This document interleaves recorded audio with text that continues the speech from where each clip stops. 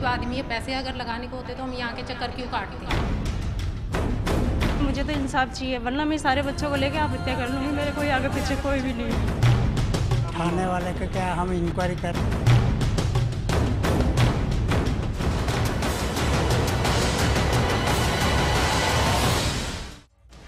3-4 दिन से हम डोल रहे हैं। हमारी ना तो थाना इंचार्ज सुन रहे हैं, ना एसपी साहब सुन रहे हैं यहाँ पे। और हमारे गंभीर तरीके से 5 जनों के चोटें आई हुई है। एक बच्चा एडमिट हुआ हो रखा है। मारने वाला कमलेश नवरिया का परिवार है पूरा, और वो फरार है। मैं इन्हों के बच्चों को लेके गया तो साथ में मुझे 151 में धर लिया। हमारी कोई सुनवाई होगी तब जाकर हमारा बच्चा ज़िंदगी मौत से लड़ रहा है। उसका अभी यही नहीं हो रहा है कितने टाके आए कितने नहीं आए, कितने गहरी चोट में जख्मी पड़ा हुआ है हमारा बच्चा। गरीब आदमी है, पैसे अगर लगाने को होते तो हम यहाँ के चक्कर क्यों काटते हैं। पैसों से लड़ाई लड़ते हम लोग। पुनाउरन थाने में 3 बार गए तो इसी ऐसा बदतमीजी से बात करते, मिलते और नहीं है। ये इनको कमीशन साहब के पास मिलने जाते तो उधर घुसने नहीं देते हैं। इधर कहते 36 नंबर मिलो, 36 वाले कहते रुक जाओ, बाहर बैठो, बहुत काम है। नहीं, एक तो 48 का एग्रीमेंट करवा लिया और पीछे रख के 21 का एग्रीमेंट करवा लिया। 48 का हटाकर फिर पेश कर दिया 41 का। इस तरह से हमारा से धोखा कर दिया। थाने वाले का क्या, हम इंक्वायरी कर रहे करते करते साहब 1 महीना हो गया हमारे। आशीष मेहता साहब, आपके पास में आ रहा हूँ, समझना चाह रहा हूँ कि थाने में अगर कोई फरियादी आता है तो पहले आपको लगता है कि एंट्री से पहले न्यूट्रल होकर बताइएगा, डर एक भय रहता है उसमें? नहीं, डर तो होता है। अगर कोई आम जन वो क्यों होता है, अब मैं ये जानना चाहता हूँ। सर, खाकी का डर तो हर आदमी को होता है। एक बेगुनाह को क्यों होता है? बेगुनाह इसलिए डरता है कि थाने में घुसने से पहले उससे 10 सवाल जवाब किए जाएंगे। उसकी एप्लीकेशन लेगा नहीं लेगा, उससे क्या सवाल जवाब होंगे, वो उस डर से पहला कदम तो वो अंदर जाता ही नहीं है। उसके बाद जैसे वो अंदर चले गया, अंदर जाके उसकी एप्लीकेशन ली, उस पर कार्रवाई होगी नहीं होगी वो संशय में पड़ जाता है। किससे बात करनी है, किससे नहीं करनी है, किसको मैं बोलूँ या किसको मैं एप्लीकेशन दूँ, वो मेरी कार्रवाई करेगा या नहीं करेगा, वो एक संशय रहता है। चलिए ये बताइए कि जन सुनवाई, जैसा कि गृह मंत्री जी कह रहे हैं कि अब ठीक हो जाएगा, श्याम सुंदर झा साहब ने बताया कि 3-4 दिन में हालात सुधर जाएंगे। जन सुनवाई अनिवार्य करने से क्या कुछ बदलाव होंगे? मुझे लगता है कि जन सुनवाई अनिवार्य करने से कुछ इफेक्ट पड़ेंगे इसमें, पर शुरुआती क्या आता है मेरे को नहीं समझ में आएगा। लेकिन जैसे अगर इसको जन सुनवाई को लॉन्ग टर्म रखते हैं और रेगुलर रखते हैं, एक टाइमिंग हो कि 12 से 3 या 12 से 5, हाँ, ऐसा है। कुछ ऐसा टाइमिंग रखे तो आपको लगता है कि बेहतर परिणाम 100% बेहतर रिजल्ट मिलेंगे। मनोज दुग्गल साहब, आपको भी ऐसा ही लगता है कि जन सुनवाई, जैसे कि गृह मंत्री जी ने कह दिया, श्याम सुंदर झा साहब ने कह दिया, 4 दिन बाद नतीजे आने लग जाएंगे, आपको लगता है साहब? मैं इनके बात से बिल्कुल सहमत नहीं हूँ, क्योंकि गृह मंत्री जी को पहले अपने जो जीते हुए जनप्रतिनिधि हैं, सांसद हैं, विधायक हैं, उनको जन सुनवाई करनी चाहिए, क्योंकि वो जनता से सीधे जुड़े हैं। पुलिस कभी भी जनता से सीधी नहीं जुड़ी हुई होती। जैसे अभी मेरे मित्र सीएलजी के मेंबर बता रहे थे कि जनता जब थाने के अंदर जाने से अपने आप को झिझकती है, डरती है, लेकिन एक जनप्रतिनिधि है जो एक जनता के द्वारा चुना हुआ प्रतिनिधि है। और इस समय मैक्सिमम जगह 25 के 25 सांसद भारतीय जनता पार्टी के हैं सभी लोकसभा क्षेत्रों में, और विधानसभा क्षेत्रों में भी 160 विधायक इनके हैं। तो इनको अपने खुद हेडक्वार्टर पे बैठना चाहिए, जनता की सुनवाई करनी चाहिए। गृह मंत्री जी को यह सोचना चाहिए कि पहले जनप्रतिनिधि करें, फिर ये अफसरों के ऊपर ला दें। और मुझे नहीं लगता कि इससे कोई असर पड़ने वाला, क्योंकि मैं अश्विनी जी आपको सत्य बता रहा हूं कि जो मोस्ट सेफ कॉलोनियां जो जयपुर की, कभी भी मैं पिछले 20 साल से वहां रहता हूं, कभी भी जैसे बनी पार्क है, सुभाष नगर, वहां क्राइम रेट बिल्कुल 0% था। आज वहां क्राइम रेट है, ओपनली डाके डल रहे हैं, ओपनली घर टूट रहे हैं, चोरों में कोई भय नहीं है। 50-50 लाख की डकैती कृष्ण के अपार्टमेंट जैसे में हो जाती है। तो लोगों में वो एरिया में जहां अनसेफ, मोस्ट सेफ एरिया थे, वो अनसेफ हो गए। तो मैं कैसे श्याम झा जी की बात को मान लूं कि सरकार सही काम कर रही है? सरकार बिल्कुल गलत काम कर रही है। सरकार के पास कानून व्यवस्था बिल्कुल हाथ में नहीं है और कानून व्यवस्था को कंट्रोल नहीं कर पा रही। खुलेआम चोर अपराधियों में कोई भय नहीं है, इनमें उल्टा पुलिस से इनकी लाइजनिंग मुझे लगता है ज्यादा अच्छी। श्याम सुंदर झा साहब, ऐसा क्यों है कि पुलिस पर और आपकी कार्यप्रणाली पर सवाल खड़े होते हैं? भरोसा करने की जब भी बात आती है भरोसा नहीं होता। देखिए, इनका काम है आरोप लगाना। अभी ये खुद बता रहे थे कि बीजेपी कार्यालय में जन सुनवाई चल रही है, वहां पे मंत्री जन सुनवाई कर रहे हैं। अभी किसकी कर रहे हैं? आम जन की कर रहे भारतीय हैं। जनता पार्टी के जिलाध्यक्ष के लेटर पैड पे ये भ्रामक स्थिति मत बनाइए। आम आदमी वहां जाके बाहर निकाल रहे हो। नहीं गलत बात है। पुलिस बल का प्रयोग कर रहे हो आम जनता के। क्या आपने जीतने से पहले बात कही थी जनता को? सभी लोगों की वहां सुनवाई की जा रही है, जितने लोग आए हैं यदि आप सभी की चुनाव बात सुनी जीत जा रही है, जाएंगे तो जिसकी मंत्रियों से समस्या मिलने है। से पहले आपको भारतीय जनता पार्टी का पत्र लाना पड़ेगा। ये जन सुनवाई है। ये आप आरोप लगा रहे हैं, निराधार आरोप है। अखबारों में आ रहा है आपको, आपके रोज आंदोलनकारियों को बाहर निकाल रहे हो। आंदोलनकारियों को बाहर नहीं निकल रहे, वहाँ जन सुनवाई हो, वहाँ आंदोलनकारी का क्या काम है? प्रतिनिधि है या भारतीय जनता पार्टी के प्रतिनिधि है? आंदोलनकारी का क्या काम है? जहाँ जन सुनवाई हो रही है, मंत्री आंदोलनकारी को के लिए एक नहीं बात है, स्पष्ट वो कर आम दें कि जनता वो के लिए जन भारतीय सुनवाई जनता है। पार्टी के कोई मंत्री किसी की हैं तकलीफ या है जो राजस्थान मंत्री को सरकार अपना के मंत्री तकलीफ हैं। बताना चाह रहा है, अगर वो उसके भारतीय लिए जनता पार्टी के जन मंत्री हैं, सुनवाई हम आपकी कार्यक्रम बात से है। बिल्कुल सहमत हो जाएंगे। आप भारतीय जनता पार्टी के मंत्री मान लीजिए, ये कह दीजिए कि राजस्थान सरकार के मंत्री नहीं है, हम आपकी बात से बिल्कुल सहमत हो जाएंगे। लेकिन ये कहना कि राजस्थान सरकार के मंत्री और भारतीय जनता पार्टी के कोई भी जो मंत्री है वो राजस्थान ये क्या सरकार न्याय के किया मंत्री है। ये वो जनता के साथ घोर अन्याय भाजपा, है। वो ये कांग्रेस के लिए भी राजस्थान की मंत्री है, जनता के वो साथ सभी के लिए अपमान है मंत्री है, आपका। वो केवल भाजपा के लिए मंत्री जिसने नहीं है। आपको प्रचंड बहुमत हाँ, दिया, ये अलग है उसके कि साथ भाजपा अपना आप दोनों इस तरह से लड़ते जाएंगे तो मेरे ख्याल से ये जो मुद्दा है ये दबका रह जाएगा। सवाल जनता का है, सवाल जनता से जुड़े मुद्दों का है, और सवाल सीधा सा है कि जन सुनवाई क्या फायदेमंद साबित होगी, क्योंकि शक पर जो है वो सवाल खड़े होते हैं और पुलिस पर बार बार शक क्यों होता है, क्यों सरकार के आदेश की बात होती है। राजेंद्र सिंह जी, क्यों अगर गृह मंत्री बोलते हैं और कोई बड़ा अफसर उसकी अवहेलना करता है, ऐसा क्यों होता है?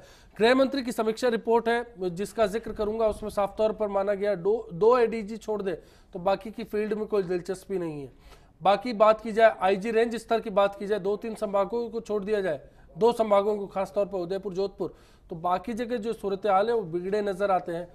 अफसरों की बात की जाए थाना स्तर पर तो स्थिति और ज्यादा विकट है। ऐसा क्यों है? अब लगातार सरकार दबाव डालती है लेकिन अफसर जन सुनवाई नहीं करते। लोगों से जो एसपी का था रात्रि चौपाल लगाएंगे गाँव में जाकर, वो बंद हो गया। ये अश्विनी जी, आप जो बात कह रहे हो ना, ये बात संवेदनशीलता से जुड़ी हुई है जी। अब क्या है कि सरकार को ये देखना चाहिए कि हमारे को वो अधिकारियों का फील्ड में पोस्टिंग करना चाहिए जो संवेदनशील है, जनता की समस्याओं के प्रति, पीड़ितों को न्याय देने के प्रति। संवेदनशीलता का अगर अभाव है तो आप चाहे कितने ही तरीके आप अपना लो, मैं समझता हूँ जनता को इसमें रिलीफ नहीं मिलेगा।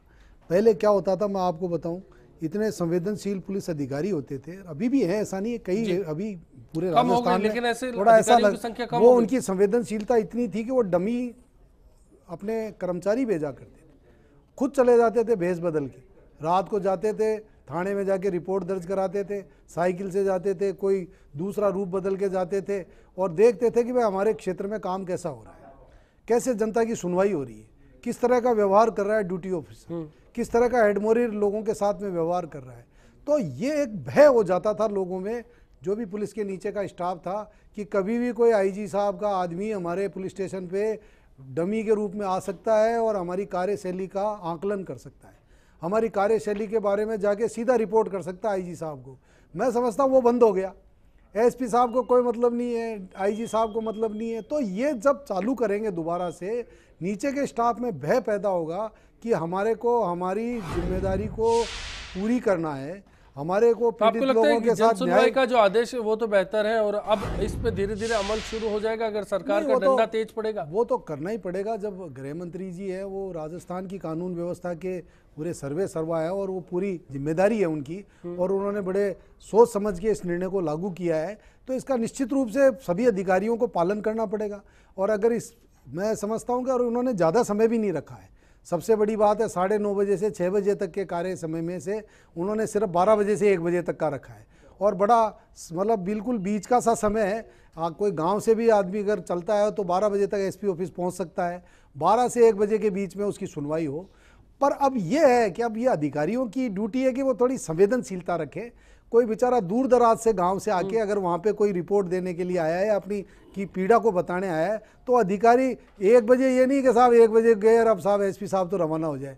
उनको पूरा सुन के उनको न्याय दिलाने की कोशिश करें। खाली सुनने से ही समाधान नहीं होगा, सुनने के बाद में नीचे का जो स्टाफ है उसमें रास्ता निकाल के देखे कि भाई इसमें वास्तव में क्या तो कमियां रही है, दूसरे पक्ष को सुन के आपके जो पुलिस के दूसरे सीनियर अफसर हैं उनसे बात करके, पर उसका समस्या का ऐसा समाधान होना चाहिए कि अगर कोई आदमी एसपी साहब के पास चला गया तो फिर वो दोबारा आईजी साहब के पास नहीं जाए, और अगर आईजी साहब के पास चला गया तो डीजी साहब के या गृह मंत्री जी के पास। ये वो जो चेन सिस्टम है इसको ठीक करने की जरूरत है। फिलहाल एक ब्रेक, आखिरी दौर के लिए लौटेंगे और सबसे जानना चाहेंगे क्या सीएलजी सिस्टम को बेहतर बनाने पर आमजन और पुलिस के बीच बातचीत हो सकती है। जो पुलिस पीताशाही है इसके खात्मे के लिए आखिर क्या सुझाव हो सकते हैं, आखिरी दौर में लौटेंगे ब्रेक के बाद।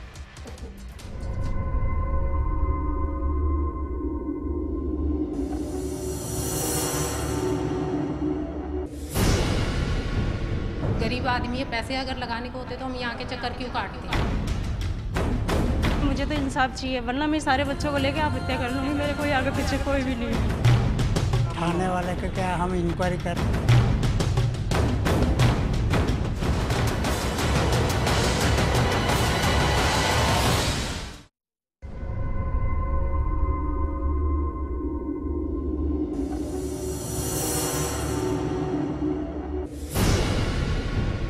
गरीब आदमी है, पैसे अगर लगाने को होते तो हम यहाँ के चक्कर क्यों काटते हैं। मुझे तो इंसाफ चाहिए, वरना मैं सारे बच्चों को लेके आप हत्या कर लूँगी, मेरे कोई आगे पीछे कोई भी नहीं। थाने वाले का क्या, हम इंक्वायरी कर।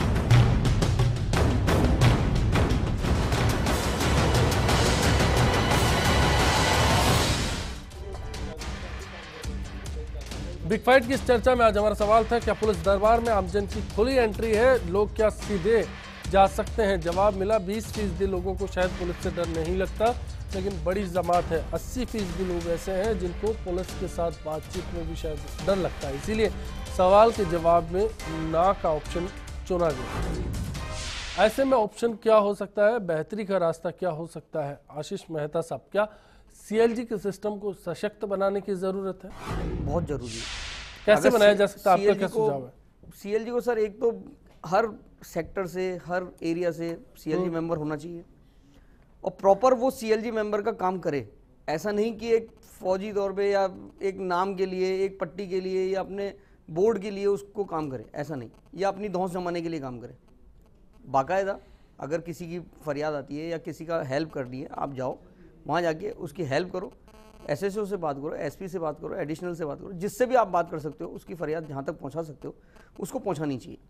सीएलजी मेंबर का इसमें एक मैं बात बीच में बोलना चाहूँगा कि सीएलजी मेंबर्स को ज़्यादा पावर नहीं है, तो वो कुछ ऐसे पुलिस की तरफ से भी हम लोगों को थोड़ा सपोर्ट मिले कि हाँ भाई तुम लोग, जैसे कार्ड बनता है तो हर आदमी को कार्ड नहीं दे, प्रॉपर जो काम कर रहे हैं उन लोगों को कार्ड दे। उनको भी पता रहना चाहिए कि सीएलजी का एक्चुअल में प्रॉपर यूज़ कौन कर रहा है, कौन नहीं कर रहा है, कौन उसको फॉलो कर रहा है, कौन रूल्स को फॉलो कर रहा है, ये थोड़ा प्रॉपर काम हो जाए। मेरे को लगता है कि पुलिस और सीएलजी अगर मिलके दोनों काम करे तो समाज के बीच में जितनी भी कुरीतियाँ चल रही है या जो भी अपराध बढ़ रहे हैं वो मेरे को लगता है कुछ कम हो सकते हैं। ये एक बेहतर रास्ता हो सकता है। बिल्कुल। मनोज दुग्गल साहब, आपका क्या सुझाव है? देखिए, सीएलजी के लिए अश्विनी जी प्रॉपर ये बनाया इसलिए गया था कि आम जनता के बीच में विश्वास पैदा करे। और सीएलजी में पहले कोई टाइम में, आज से 10 साल पहले 20-20, 30-30, 40-40 सीएलजी के मेंबर थाने पे बनाए जाते थे। बाद में इसको कटिंग की गई, 11 मेन सीएलजी के मेंबर बनाए गए, उसके नीचे बिड सीएलजी लगाई गई। लेकिन मुझे ये लग रहा है कि इसमें एक्चुअल में या तो रसूखदार लोग आ जाते हैं या फिर समाज सेवा करने वाले लोग नहीं हैं इसमें, और उसकी वजह से मेन कारण है कि जो जनता में विश्वास पैदा होना चाहिए था पुलिस के द्वारा वो नहीं हो पाता। और सबसे बड़ी बात है कि सीएलजी के जो मेंबर बन रहे हैं वो अपने क्षेत्र में कहीं भी ना तो घूमते हैं, ना वो देख रहे हैं कि कौन नया किराएदार आ रहा है या कोई ऐसी कोई गतिविधि चल रही है जिसकी की सूचना वो पुलिस को प्रॉपर टाइम पे दें जिससे कि अपराध को रोका जाए। अगर सीएलजी मेंबर्स भी कांस्टेबल के साथ, बीट कांस्टेबल के साथ हर मकान में कांस्टेबल उतना प्रॉपर काम नहीं कर पा रहे, मैन पावर नहीं है उनके पास, और मैन पावर नहीं होने की वजह से सबसे बड़ी समस्या है। एक मेन प्रॉब्लम जो आती है वो थाने पे ये आती है कि नफरी की प्रॉब्लम। जैसे कांस्टेबल्स नहीं है, आप एक जवाहरनगर थाने की बात करें या और भी किसी थाने की बात करें, 30 कांस्टेबल, 25 कांस्टेबल या 50 कांस्टेबल, 40 कांस्टेबल, इससे ज्यादा कांस्टेबल नहीं होते हैं। वो उतना बड़ा एरिया उसको कवर नहीं कर सकते। कैसे समझा जा सकता है इस एक पहलू नहीं भर्ती गवर्नमेंट के दोनों नुमाइंदे, मैं तो ये कह रहा हूँ बीजेपी से भी। श्याम सुंदर झा साहब, जनता के लिए क्या बेहतर और करने जा रहे हैं आप लोग, क्योंकि भरोसे की जो बात है वो तो उठती नजर आती लगातार। नहीं, भरोसा उठता हुआ नजर नहीं आ रहा, और भरोसा और ज्यादा बढ़े उसके लिए निरंतर प्रयास किए जा रहे हैं हर तरह से। अभी प्रशासन आपके द्वार चला था, और जन सुनवाई चल रही है। मंत्री लोग सभी में आप जहाँ गए थे, संभागों में गए थे। हाँ, और आपने संभागों में इतनी एप्लीकेशन ले ली कि उसकी कार्रवाई आज तक नहीं हुई। पूरा राजस्थान आपको ढूंढ रहा है। बिल्कुल आप बीकानेर संभाग, भरतपुर संभाग जहाँ जहाँ गए वहाँ पे आपने 5% भी निवारण नहीं किया। जनता को बेवकूफ बनाया आपने। बहुत अच्छी बात कह रहे हैं। बनाने के अलावा कुछ नहीं किया संभागों में जाके। कांग्रेस और आपको प्रतिनिधि होने के नाते जाके आपको कोटा यही संभाग कहना की चाहिए था और कार्रवाई को रोकना पड़ा, क्योंकि आप जनता के साथ आपने 5% भी निवारण नहीं किया। नहीं, एक कांग्रेस प्रतिनिधि होने के नाते बिल्कुल सही बात कर रहे हैं आप, और आपको ऐसा ही करना चाहिए था और आपसे यही अपेक्षा थी। और इसके अलावा अभी जो मंत्री, जितने भी मंत्री हैं और विधायक हैं, सांसद हैं, सब अपने अपने क्षेत्र के साथ साथ भाजपा मुख्यालय में मंत्रियों का निरंतर शेड्यूल बनाया गया है जन सुनवाई के लिए। उसके अलावा एक किया गया, ये भी थोड़ा क्लियर करें आप कि भारतीय जनता पार्टी के लोगों के लिए, आम जनता के लिए, जैसे जो बात यह है सुझाव की कम से कम बेहतरी के रास्ते खोजे जा रहे हैं। अगर जन सुनवाई की बात करते हैं मंत्री, तो कम से कम उस पर काम अब पुलिस को करना चाहिए। ऐसे में क्या रास्ता पुलिस के लिए बचता है, ये बड़ी बात है जी। प्रशासन आपके द्वार के तहत सभी जगह प्रशासनिक अधिकारियों ने कैंप लगाए हर तरह के। एक यही एक डिपार्टमेंट बचा हुआ था जहां लोगों में थोड़ी सी इस तरह की स्थिति थी कि हमारी सुनवाई नहीं है, तो उसके लिए एक जहां अगर हम मानेंगे कि कोई ना कोई कमी है तो उसको सुधार करने के लिए। राजेंद्र जी, फाइनल कमेंट के लिए मैं आपके पास में आ रहा हूं, आपसे जानना चाह रहा हूं कि पुलिस को करना क्या चाहिए, क्योंकि तमाम तरह की बातें आ गई, आदर्श बातें भी आ गई, लेकिन प्रैक्टिकल जो समस्या है, वास्तविक तौर पर जो समस्या है, संवेदनहीन अगर पुलिस है तो फिर संवेदनशीलता कैसे आएगी? देखो ऐसा है सुनील जी, मैंने आपको सबसे पहले ये बताया कि संवेदनशील अगर अधिकारी है तो वो जनता की सुनवाई करेंगे ही करेंगे। अब इसमें क्या है कि अभी जो ट्रेंड चल रहा है कि कोई भी फरियादी आता है वो अधिकारी के पास जाता है, अधिकारी उसकी एप्लीकेशन ले लेता है और वो अपने से नीचे के अधिकारी को लिख के दे देता है, और उसके बाद वो जरिए डाक है, वो दूसरे तीसरे दिन वो उसके पास पहुंचती है, उसके नीचे अधीनस्थ अधिकारी, फिर वो भी उसके ऊपर मार्किंग कर देता है कि भाई तुम डीवाईएसपी के पास जाओ, फिर डीवाईएसपी मार्क करता है एसएचओ के पास, एसएचओ मार्क करता है वो एएसआई के पास, एएसआई मार्क करता है सिपाही के पास। मतलब जो आप आईजी के पास में जो एप्लीकेशन गई, फरियादी गया, 2-3 घंटे इंतजार करने के बाद में आईजी से मिलने के बाद में वो वापस उसी थाने पे पहुंच गई जिस थाने की वो शिकायत करने गया। तो मैं समझता हूँ उससे समाधान नहीं होगा। समाधान उसी से होगा कि अगर आईजी के पास कोई फरियादी आया है तो उसको बैठाए, सुने, उस अनुसंधान अधिकारी को बुलाए, उस एसएचओ को बुला के उसके सामने बात करे कि भाई बताइए आपके क्या तथ्य हैं और इस पीड़ित के क्या तथ्य। ये एक अनुभव का पक्ष है और इस पर काम करना पुलिस को बेहद जरूरी है, लेकिन ऐसा नहीं होता और इसीलिए लगातार कड़ाई की बात है। अगर सरकार निर्देश देती है तो फिर सरकार के जिम्मे भी है कि उन निर्देशों की पालना कराई जाए। आज इस चर्चा में इतना ही। सभी मेहमानों का शुक्रिया अदा करेंगे और इसी उम्मीद के साथ आपसे विदा लेंगे कि आने वाला कल सभी के लिए आपसे बेहतर साबित हो। कोई पुलिस के पास पहुंचे, कम से कम पुलिस उसकी फरियाद को तो सुन ले। आज इतना ही, नमस्कार।